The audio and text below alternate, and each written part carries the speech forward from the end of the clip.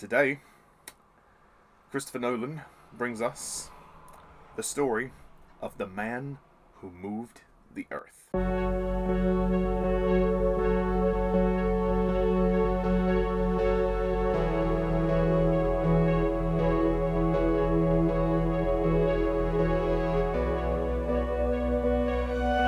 Hello, my fellow YouTubers and subscribers. Welcome to my latest movie review, where today I review Oppenheimer, written and directed by Christopher Nolan, based on historical events about J. Robert Oppenheimer, the guy who invented the atom bomb. So, it's been a few years since we've had a Christopher Nolan movie. I think the last film he made was Tenet, which I believe had a difficult release, considering the difficulties of the pandemic. But we appreciate Nolan's efforts to try and keep cinemas going during a difficult time. I certainly appreciate that. And Oppenheimer has definitely been one of my most anticipated films of this year. So, no pressure, Chris. No pressure. The story of an American scientist, J. Robert Oppenheimer, and his role in the development of the atomic bomb. So, Christopher Nolan is one of my favourite directors working today. He is an incredibly talented man, incredibly intelligent. Really makes the audience think, and he's good at weaving plot lines and bringing in complex themes and really kind of binding his scripts together. You know, of all the movies of his that I've seen, I've, for the most part, really liked them. I'm going to refer to the actual film for a second before I actually give my verdict, because there's a phrase that is used to describe Oppenheimer in the movie as the man who moved the earth. And I'm going to relate this to Christopher Nolan because he's one of those directors who I really feel like is moving cinema along. He is constantly trying to freshen it up, give his own ideas, really just make the audience think, treat the audience with intelligence, and that's what I appreciate. So in that sense, Christopher Nolan really is an auteur in that respect. You can always trust Nolan to deliver the goods. Has he delivered this time? Yes, he has. Oppenheimer is a fantastic film. Christopher Nolan, how does he do it? I really don't know how he does it. He's so talented. Whether you like the guy or not, you got to admire his passion for what he does. You got to admire the way he approaches filmmaking. He's so much about the sort of hypothesis behind the film and the sort of the deeper thinking behind the film, the complexities of the subject matter, which really do work for me. In this case, this is a historical film. I think it's the first historical film he's made. I don't think he's made anything else that's sort of period set. Once again, you know, he proves that he is a force to be reckoned with. This guy is a filmmaker through and through. He knows his craft, he knows what he's doing, and he does not apologise for the way he makes films, and he doesn't have to. Oppenheimer was everything I wanted it to be and more. I kind of got what I expected, which was a really deep, thought-provoking, morally complex story about a man who created a weapon of destruction. And the film really goes into the psyche of this character, as well as the moral consequences that follow the success of building the atom bomb. And I really like that. I think the character development for Oppenheimer is fantastic in this film. Through Cillian Murphy's performance, which is amazing and very riveting, and the writing, you really get the sense that this guy is very hard to read. He's very intelligent, and he's clearly an expert in quantum physics or mechanics or whatever, and he really is a scientist through and through. I get the sense he doesn't deal with human emotion as well as he does the sort of academic stuff. We get an insight into his personal life, how he really can't really hold down his relationship with his wife. He's being very unfaithful to his wife, played by Emily Blunt, and he's having a passionate love affair with Florence Pugh, and that's kind of messing him up. And then when the third act of the film comes along, we really get to see how everything he's done has kind of almost been in vain, because there's always been someone out to get him, always someone out to conspire against him or frame him in some way. It gets a little bit complicated. You have to keep up with who is where at what time. You know, there's a lot of specific details with this film that may go over your head the first time you see it, so I probably will watch the movie again just to clarify. But I also think Robert Downey Jr. is fantastic in this film as Straw, or Strauss, or however you say his name. It's a really interesting role for Robert Downey Jr. to play. I've actually never seen him play a character like this. Robert Downey Jr. is definitely getting older, and you can see in his appearance. But I think his character is really good in terms of the moral standpoints. Again, the sort of moral dilemma of should Robert Downey Jr.'s character have received recognition from Einstein, or should he have not? And this whole feud that develops is almost inconsequential in terms of why did it need to happen, and this sort of hatred and resentment for Oppenheimer. I think that's very interesting. When you get to the third act with the whole trial section, you really get a sense of tension, and you really feel like Oppenheimer he's created something that he can't run away from, and now there's people out to discredit him. And it's a really interesting drama in that regard. Whereas the first act is very much about the domestic side of him, and him becoming a teacher, and getting recruited to create the bomb. And then Act 2 is the creation of the bomb, where they go to New Mexico into the desert, and they literally build a civilization, they build a town, and they, over the next few years, construct the bomb, and then test the bomb.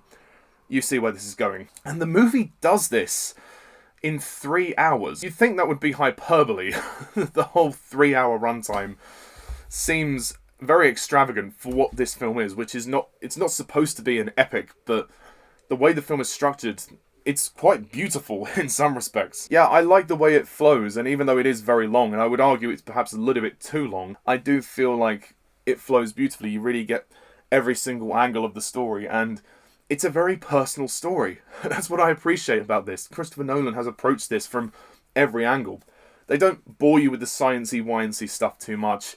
They get on with the story. They get things going. There's a great momentum in the first act. It goes. It just flies. The construction of this film is very, very good. Even though it does sag a little bit, perhaps in the second act when they're building the bomb. I would argue that perhaps maybe 2 hours 45 minutes would have been slightly better. But nevertheless, it's the only sort of real flaw I have with the film is the runtime. But the third act is incredibly engaging, considering it's all a trial and there's so much information being thrown at you and there's a few plot twists and revelations that come to light.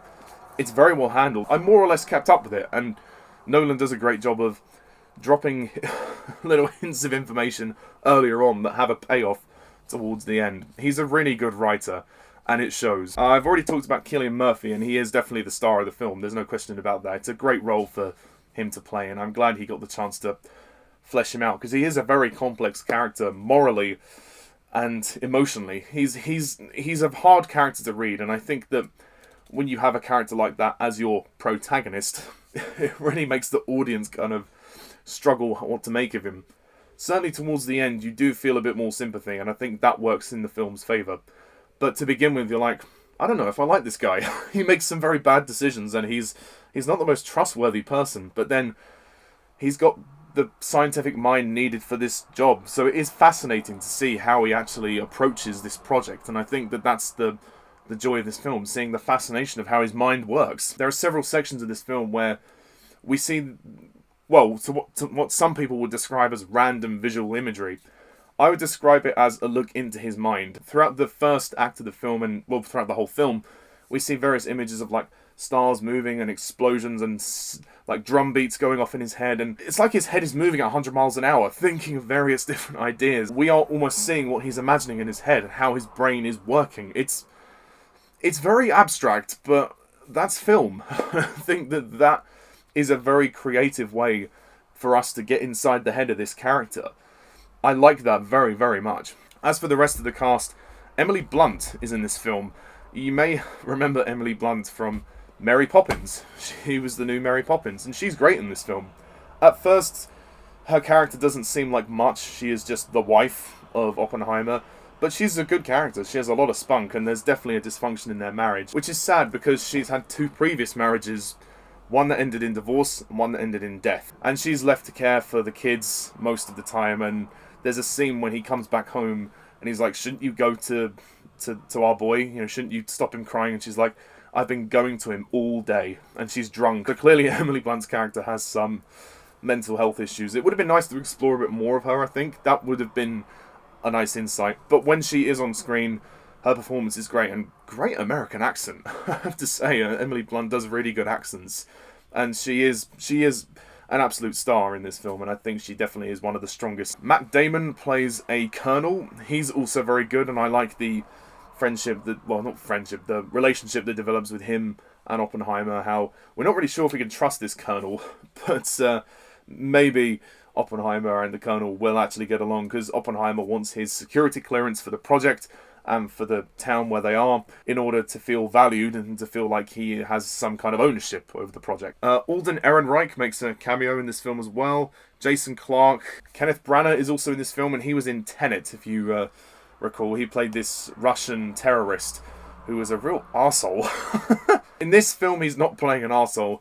He's playing, I think, a Dutch scientist. I'm not too sure. It's never really clear who he is, but not from my point of view. I need to watch the movie again. But I really, really liked his character. Definitely a much warmer character than his previous performance in Tenet. Florence Pugh is in this film. I didn't even know that until the credits roll. Florence Pugh plays a character called Jean, who has severe mental health issues, but is deeply in love with Oppenheimer, and there's a bit of domestic drama between her and Oppenheimer. She's not in it that much, but when she is there, she is quite important, and certainly important to show this kind of negative side of Oppenheimer, which I really like. The sound design of this film is incredible. I could literally feel the seats vibrating. I went to an iSense screening. If you've been to an Odeon, you'll know what that is. But it was really interesting, the scene where they actually finally test the bomb. That's the best scene in the movie for me, because of the suspense and the tension. Everything is built up to that moment, and I love how tense the film is. And when you get to that moment, you feel the force of the explosion. It is literally like you're there. They created such a good atmosphere with that, so kudos to you, Nolan, for that, because that was very impressive. And also, this film has black and white sequences, which I believe are shot in IMAX. I didn't see it in IMAX, so I may have to go to an IMAX screening to watch it again. But those scenes were very good, and they definitely helped distinguish between the storylines. Those scenes were really good because they helped distinguish between the plot threads. This film is non-linear. It tells its narrative out of sequence, so you really do have to keep up with what's going on. But I like that. It added a lot of mystery to the film because we're introduced to this trial scene, which is in black and white, and then there's this meeting sort of scene, which is not a trial. They're not trying to prosecute or convict. They're just trying to get denial. And all those things are going on concurrently with the present day stuff, so Nolan is drip feeding you information, but he's not telling you everything, which I think is a clever way to tell the story. So overall, this is a brilliant film. It's a riveting film. It's heartbreaking, it's dramatic, it's suspenseful, it's tense. It makes you actually think back to the real life events of the atom bomb and the implications to make it and the consequences and the science behind it. And also about Oppenheimer as a character and the domestic side of his life. Is it my favourite Nolan film? I don't know if I go that far. It's not my favourite, but he's done so many good ones that this would be fairly high up. To give it a final rating, I have to give Oppenheimer a 10 out of 10.